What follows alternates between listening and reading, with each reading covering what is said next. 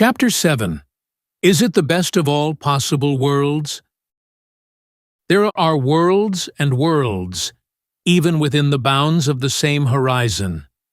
The man who comes into New York with plenty of money, who puts up at the Windsor or Brunswick and is received by hospitable hosts in Fifth Avenue mansions, sees one New York.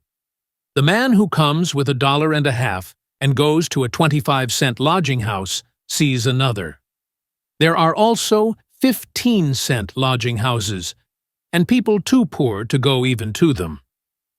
Into the pleasant avenues of the park, in the bright May sunshine, dashes the railroad wrecker's daughter, her tasty riding habit floating free from the side of her glistening bay, and her belted groom, in fresh top boots and smart new livery, clattering after, at a respectful distance, on another blooded horse that chafes at the bit.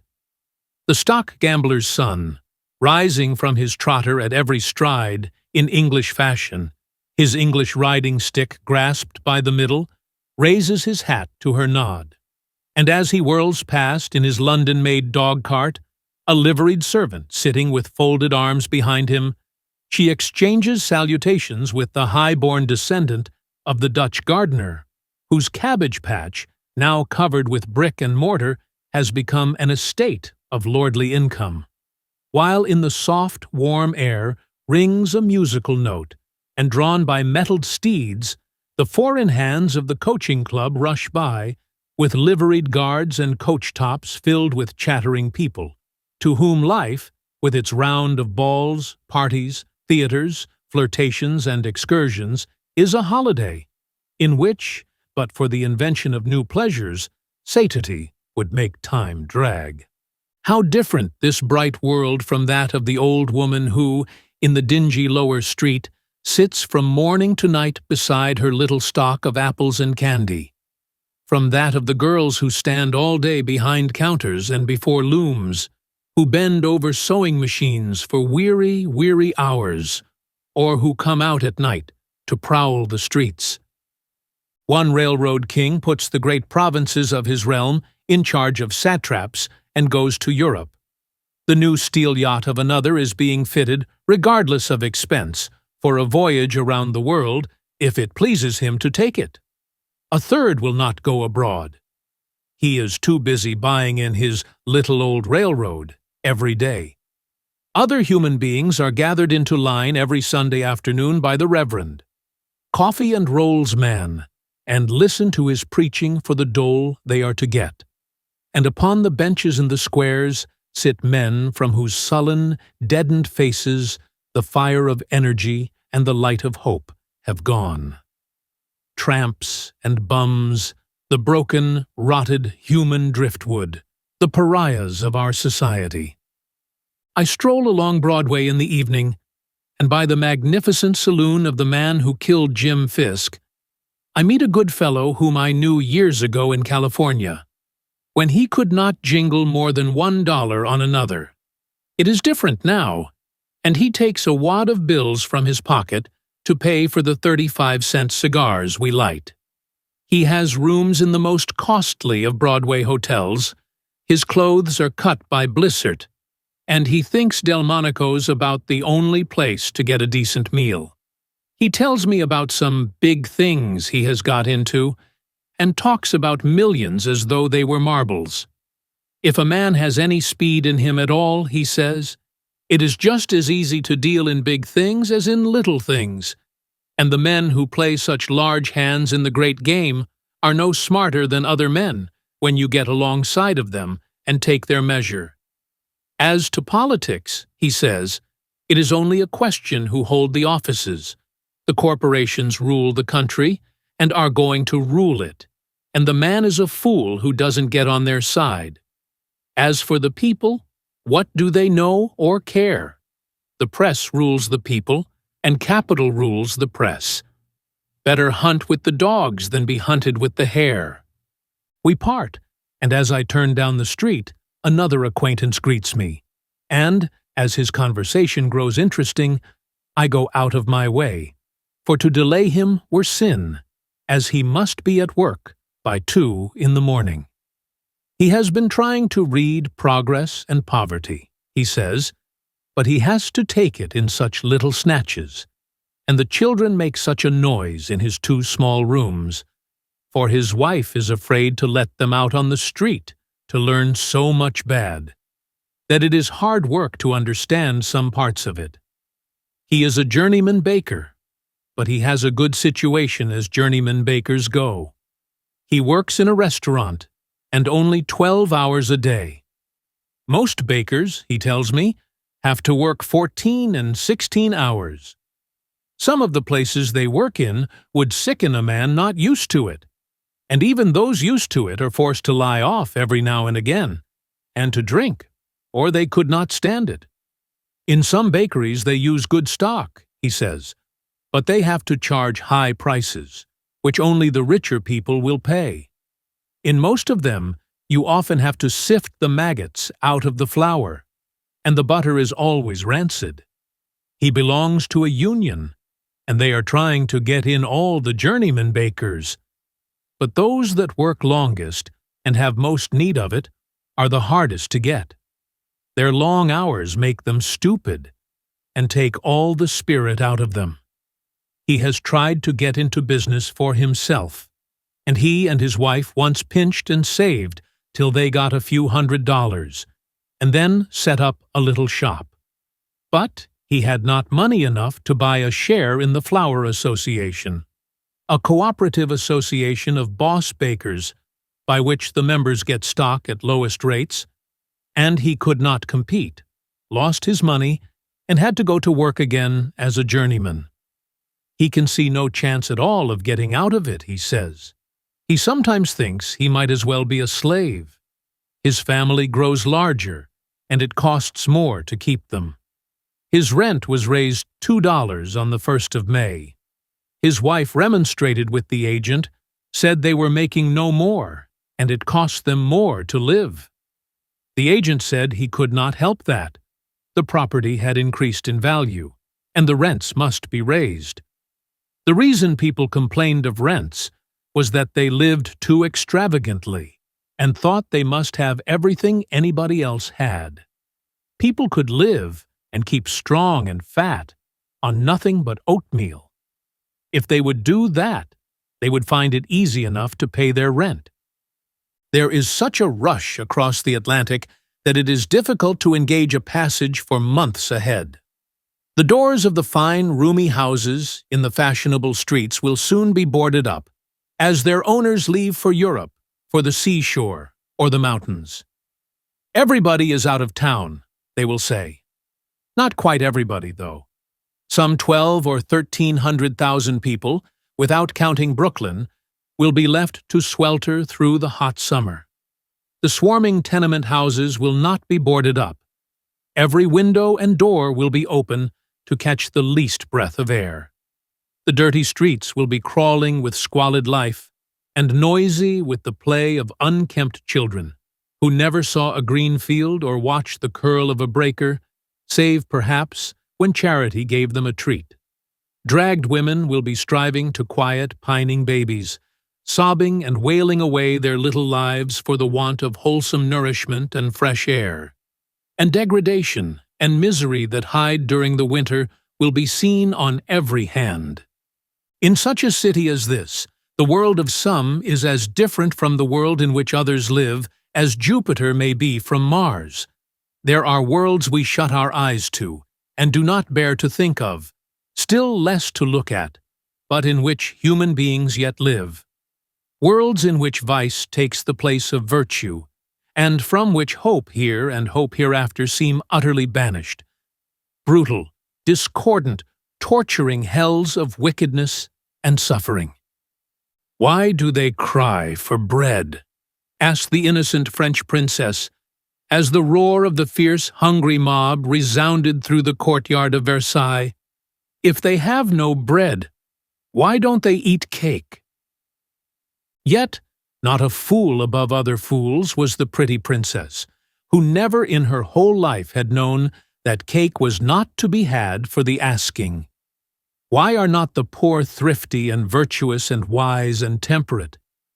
one hears whenever in luxurious parlors such subjects are mentioned. What is this but the question of the French princess?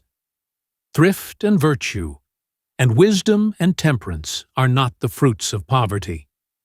But it is not this of which I intended here to speak so much as of that complacent assumption which runs through current thought and speech, that this world in which we, 19th century, Christian American men and women live, is, in its social adjustments at least, about such a world as the Almighty intended it to be. Some say this in terms, others say it by implication, but in one form or another it is constantly taught. Even the wonders of modern invention have, with a most influential part of society, scarcely shaken the belief that social improvement is impossible. Men of the sort who, a little while ago, derided the idea that steam carriages might be driven over the land and steam vessels across the sea, would not now refuse to believe in the most startling mechanical invention. But he who thinks society may be improved, he who thinks that poverty and greed may he driven from the world, is still looked upon in circles that pride themselves on their culture and rationalism as a dreamer, if not as a dangerous lunatic. The old idea that everything in the social world is ordered by the divine will, that it is the mysterious dispensations of providence that give wealth to the few and order poverty as the lot of the many, make some rulers and the others serfs, is losing power.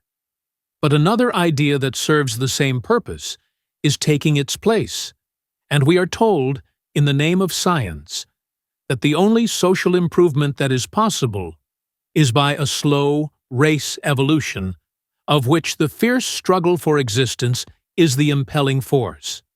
That, as I have recently read in A Journal of Civilization, from the pen of a man who has turned from the preaching of what he called Christianity to the teaching of what he calls political economy, only the elite of the race has been raised to the point where reason and conscience can even curb the lower motive forces, and that for all but a few of us, the limit of attainment in life, in the best case, is to live out our term, to pay our debts, to place 3 or 4 children in a position as good as the father's was, and there make the account balance.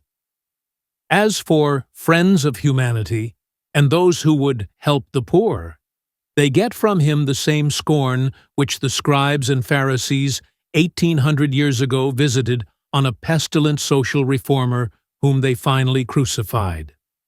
Lying beneath all such theories is the selfishness that would resist any inquiry into the titles to the wealth which greed has gathered, and the difficulty and indisposition on the part of the comfortable classes of realizing the existence of any other world than that seen through their own eyes. That one half of the world does not know how the other half live is much more true of the upper than of the lower half. We look upon that which is pleasant rather than that which is disagreeable.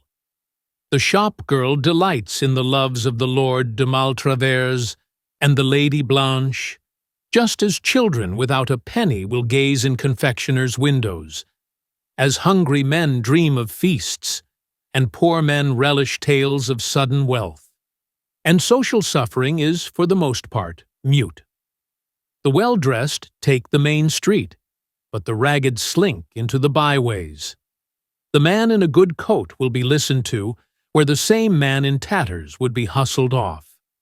It is that part of society that has the best reason to be satisfied with things as they are that is heard in the press, in the church, and in the school, and that forms the conventional opinion that this world in which we American Christians, in the latter half of the 19th century, live is about as good a world as the Creator, if there is a Creator, intended it should be. But look around. All over the world the beauty and the glory and the grace of civilization rest on human lives crushed into misery and distortion. I will not speak of Germany, of France, of England. Look even here, where European civilization flowers in the free field of a new continent. where there are no kings, no great standing armies, no relics of feudal servitude, where national existence began with the solemn declaration of the equal and inalienable rights of men. I clip almost at random from a daily paper, for I am not seeking the blackest shadows. Margaret Hickey, aged 30 years, came to this city a few days ago from Boston with a 7-week-old baby. She tried to get work, but was not successful. Saturday night, she placed the child in a cellar at number 226 West 42nd Street. At midnight, she called at police headquarters and said she had lost her baby in 43rd Street. In the meantime, an officer found the child. The mother was held until yesterday morning, when she was taken to Yorkville Court and sent to the island for 6 months. Morning and evening, day after day, in these times of peace and prosperity, one may read in our daily papers such items as this and worse than this. We are so used to them that they excite no attention and no comment. We know what the fate of Margaret Hickey, aged 30 years, and of her baby, aged 7 weeks, sent to the island for 6 months, will be. Better for them and better for society were they drowned outright, as we would drown a useless cat and mangy kitten. But so common are such items that we glance at them as we glance at the number of birds wounded at a pigeon match, and turn to read what is going on in society, of the last new opera or play, of the cottages taken for the season at Newport or Long Branch, of the millionaire's divorce or the latest great defalcation, how Heber Newton is to be driven out of the Episcopal Church for declaring the Song of Solomon a love drama, and the story of Jonah and the whale a poetical embellishment, or how the great issue which the American people are to convulse themselves about next year is the turning of the Republican Party out of power. I read the other day in a Brooklyn paper of a coroner's jury summoned to inquire, as the law directs, into the cause of death of a 2 days infant. The unwholesome room was destitute of everything save a broken chair, a miserable bed, and an empty whiskey bottle. On the bed lay, uncared for, a young girl, mother of the dead infant. Over the chair, in drunken stupor, sprawled a man, her father. The horror-stricken jury, said the report, rendered a verdict in accordance with the facts, and left the place as fast as they could. So do we turn from these horrors. Are there not policemen and station houses, almshouses, and charitable societies? Nevertheless, we send missionaries to the heathen, and I read the other day how the missionaries, sent to preach to the Hindus the Baptist version of Christ's gospel, had been financed out of the difference between American currency and Indian rupees by the godly men who stay at home and boss the job. Yet, from Arctic to Antarctic Circle, where are the heathen among whom such degraded and distorted human beings are to be found as in our centers of so-called Christian civilization, where we have such a respect for the all-seeing eye of God that if you want a drink on Sunday, you must go into the saloon by the back door? Among what tribe of savages who never saw a missionary can the cold-blooded horrors testified to in the Tewksbury almshouse investigation be matched? Babies don't generally live long here, they told the farmer's wife, who brought them a little waif. And neither did they. 73 out of 74 dying in a few weeks, their little bodies sold off at a round rate per dozen to the dissecting table, and a 6 months infant left there 2 days losing 3 pounds in weight. Nor did adults, the broken men and women who there sought shelter, fare better. They were robbed, starved, beaten, turned into marketable corpses as fast as possible, while the highly respectable managers waxed fat and rich and set before legislative committees the best of dinners and the choicest of wines. It were slander to dumb brutes to speak of the bestial cruelty disclosed by the opening of this whited sepulchre. Yet, not only do the representatives of the wealth and culture and high moral ideas of Massachusetts receive coldly these revelations, they fight bitterly the man who has made them, as though the dragging of such horrors to light, not the doing of them, were the unpardonable sin. They were only paupers, and I read in the journal founded by Horace Greeley that the woes of the Tewksbury paupers are no worse than the common lot of all inmates of pauper refugees the country over. Or take the revelations made this winter before a legislative committee of the barbarities practiced in New York state prisons. The system remains unaltered. Not an official has been even dismissed. The belief that dominates our society is evidently that which I find expressed in a Journal of Civilization by a reverend professor at Yale, that the criminal has no claims against society at all. What shall be done with him is a question of expediency. I wonder if our missionaries to the heathen ever read the American papers. I am certain they don't read them to the heathen. Behind all this is social disease. Criminals, paupers, prostitutes, women who abandon their children, men who kill themselves in despair of making a living. The existence of great armies of beggars and thieves prove that there are large classes who find it difficult with the hardest toil to make an honest and sufficient livelihood. So it is. There is, incidentally said to me recently, a New York Supreme Judge. A large class, I was about to say a majority, of the population of New York and Brooklyn who just live, and to whom the rearing of 2 more children means inevitably a boy for the penitentiary and a girl for the brothel.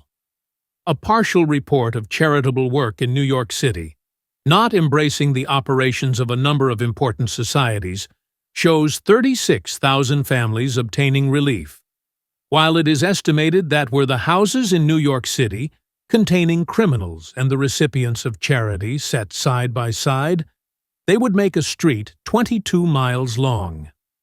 One charitable society in New York City extended aid this winter to the families of 300 tailors. Their wages are so small when they do work that when work gives out, they must beg, steal, or starve. Nor is this state of things confined to the metropolis.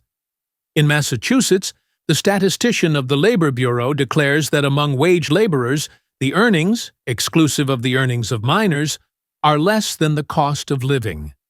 That in the majority of cases, working men do not support their families on their individual earnings alone, and that fathers are forced to depend upon their children for from 1/4 to 1/3 of the family earnings, children under 15 supplying from 1/8 to 1/6 of the total earnings. Miss Emma E. Brown has shown how parents are forced to evade the law prohibiting the employment of young children. And in Pennsylvania, where a similar law has been passed, I read how, forced by the same necessity, the operatives of a mill have resolved to boycott a storekeeper whose relative had informed that children under 13 were employed. While in Canada last winter it was shown that children under 13 were kept at work in the mills from 6 in the evening to 6 in the morning, a man on duty with a strap to keep them awake. Illinois is one of the richest states of the Union. It is scarcely yet fairly settled, for the last census shows the male population in excess of the female, and wages are considerably higher than in more eastern states. In their last report, the Illinois Commissioners of Labor Statistics say that their tables of wages and cost of living are representative only of intelligent working men who make the most of their advantages, and do not reach the confines of that world of helpless ignorance and destitution in which multitudes in all large cities continually live, and whose only statistics are those of epidemics, pauperism, and crime. Nevertheless, they go on to say, all examination of these tables will demonstrate that 1/2 of these intelligent working men of Illinois are not even able to earn enough for their daily bread, and have to depend upon the labor of women and children to eke out their miserable existence. It is the fool who saith in his heart, "There is no God." But what shall we call the man who tells us that with this sort of a world God bids us be content?